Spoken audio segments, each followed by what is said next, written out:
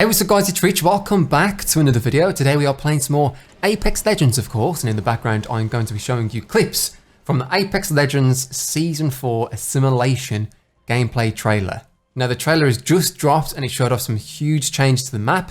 It showed a new legend in action and one confirmed new weapon, the Sentinel Sniper, but also what looks to be a different gun coming to the game as well. This isn't confirmed. I've got some Titanfall 2 gameplay randomly shown in the middle of this video just to show you what gun this actually may be in the trailer. So I think the major thing to talk about here is the new map changes, because there are a fair few and they are huge. So I read into the changes on EA's website and it appears as though Respawn have made many of the changes towards Edge with reducing third-party gunfights in mind, and this has been a problem the community has voiced in the past, so I'm sure many people are very happy to hear that.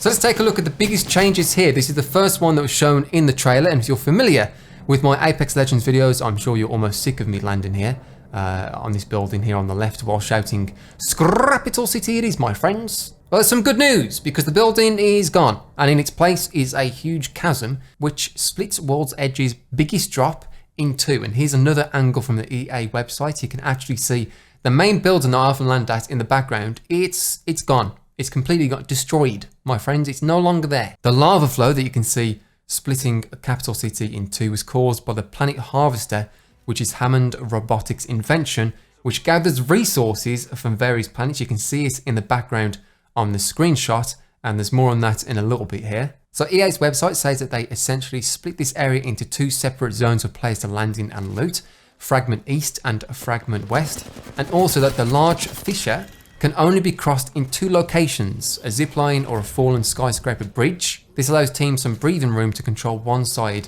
after the drop, reducing the risk of running into third parties from the other side of the city. Fortunately for me though, I played Pathfinder and more Octane recently, and both of these legends should be finding creating their own ways to cross this lava pit of doom in the middle of Capital City. However, falling into the lava isn't as punishing as it may sound. You may think that you're just going to fall to your death and your death box will appear on top for your teammates to try and respawn you if they can, if you haven't left out of pure embarrassment of falling in the lava. But this isn't actually what happens. Respawn thought this was too punishing. Instead, you take 25 damage from the intense heat coming up from the lava, but the hot air actually carries you to the other side of the fissure. You can travel very slowly, they describe it as, and also, interestingly here, in third person. So it sounds like you can cross the fissure if you want to, but you're taking a huge risk. It's better than falling to your death, however, and in many cases, if there are only two ways across this lava pit of doom, which includes a falling skyscraper and one zipline, it may actually be safer to take the slow option. So the new area to look at in Season 4 is going to be the Planet Harvester. You cannot miss this. It's a giant piece of machinery just south of Capital City, and the red beam from this place of interest can actually be seen across the map. So newer players will have an added sense of direction to help them navigate World's Edge. The Planet Harvester is described as multi-leveled, and it's unlike anything else we've seen on World's Edge. Respawn say that the fights are largely self-contained, as squads will tend to enter the fight through the long hallways that lead to the center of the structure. This should make third parties more predictable and easy to defend against. This is the third time they've mentioned reducing third partying on World's Edge. They must have identified it as a problem. Maybe they heard the feedback from the community where it seems like you get into a gunfight and then a third party just turns up and shoots you in the back. Hopefully these areas are more defendable, so you can see people coming and you can defend against it. So hopefully the third parties aren't as much of a problem. It actually sounds like Watson and of Caustic's favourite place to land. Obviously I'll show you some gameplay from this place in the background, or at least what I believe is going to be from the Planet Harvester. I can't be too certain here. Caustic hasn't actually had a place on World's Edge compared to Kings Canyon. I rarely see a Caustic being played on this map, but I saw it quite often on the old map. So I definitely want to try him. I definitely want to play him again and land at the Planet Harvester and just throw traps everywhere in this Planet Harvester. If they're going to make loads of hallways, I'm going to put my gas traps at the doorways, and then everyone's screwed McGrew that enters that place. So the next area to look at is going to be the survey camp. So this is a point of interest in the snowy fields near the northern part of World's Edge. It's between Skyhook and the epicenter, which is the big icy pylon of doom. So it's a smaller place of interest that will create better rotations for players who aren't landing in some of the busiest areas of the map. This new area may seem a little less intriguing, but it does have something new to Apex Legends, weapon racks. So these are guaranteed weapon spawns on racks in the small buildings of the survey camp. These are the same ones from the training and firing range modes, and Respawn says that they should give players who prioritize a good weapon over a premier drop a new decision to make. So it's actually nice to have an area where you know you can land and get a weapon, because I'm sure we've all had that frustration of dropping somewhere. Even in some of the high tier loot areas, you can be struggling to find a weapon. These images, by the way, all look like they have a red tint to them, probably because of the lava fissures and the red light beaming from the planet harvester. So World's Edge might have more of a red tint to it now, from now on. So before we go into the new legend and the new confirmed weapon in Season 4, I want to talk about a bit of speculation here. And it is just that, this is speculation. I thought it was a new gun when I first saw the trailer, but I haven't played much of Titanfall 2.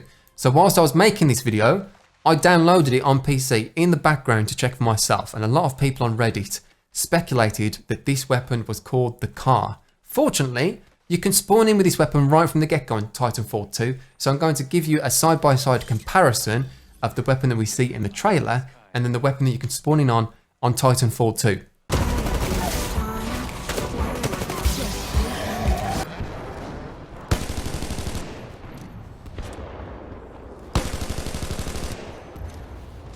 Okay, so the guns don't have the same iron sights, but this could have been changed. The gun from the trailer does sound more like an R301. However, the recoil definitely looks more like an SMG, unless the person shooting was moving their aim a lot. I'm not sure. Listen, I'm not throwing shade, because they did hit shots. I'm just saying that it looked like it had recoil. That's it. Now, I'm not going to leave this with any definitive statement, because I'm not going to risk it. So I'm going to leave it up to you guys to decide. You can have a discussion in the comments if you like, because I am not 100% sure myself. Keep in mind that they have often teased weapons in trailers like this for future releases months in advance. So this could be another hint, or it could be a skinned R301 or an R99, and I'm focusing on the wrong things on this trailer.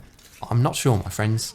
So on to the actual confirmed new gun coming into Apex Legends. This is the Sentinel. It's a bolt action, charged up sniper rifle, and this is the first gameplay that we've seen of it. Immediately, you can see sort of a weird reload animation at the start here, and it goes into the bolt action sniper animations we are more familiar with right after. So we know that this gun has a charge mechanic which can be stored in the weapon, which may explain the first part of taking the wires out of the gun. It looks like it's going to be even more powerful than the Kraber. It may not be, but it may turn out to be the most powerful gun that you can find on the floor on World's Edge.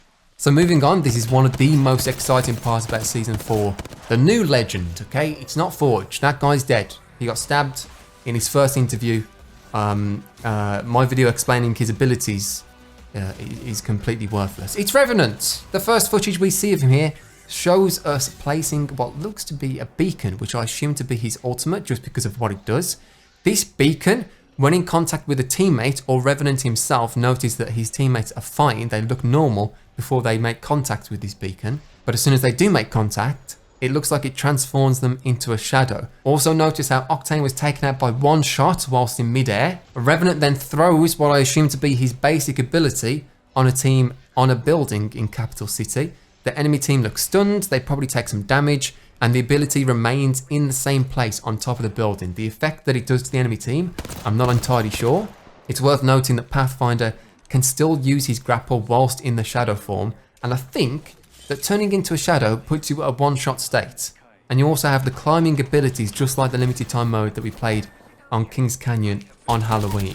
If you are shot whilst in that shadow form, I assume that you just return back to the beacon. It wouldn't make too much sense to turn your entire team into one-shot shadows and then you just die. You know, that would seem ridiculously underpowered.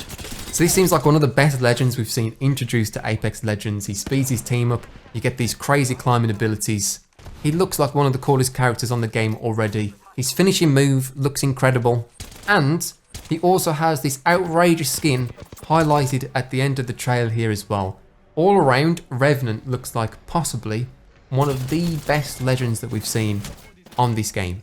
I'm not sure what his passive would be though, because we've seen what appears to be his ultimate and his ability, but again, I'm not sure what his passive could be. He seems like an assassin type character. If you're camping on one of the buildings in Capital City, this guy's going to throw his ultimate down and he's going to climb up the side of your building and stab you in the back, just like he did to Forge. If you guys have any speculation of what Revenant's passive could be, you can leave them in the comments down below. I hope that it hasn't been leaked already, because all the comments are going to be the same.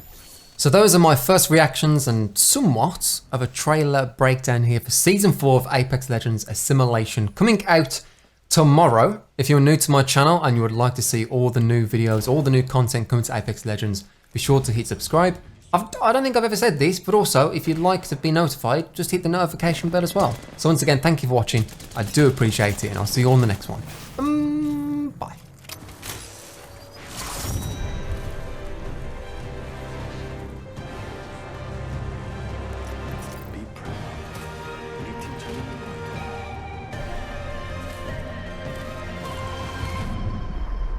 You are the Apex Champions.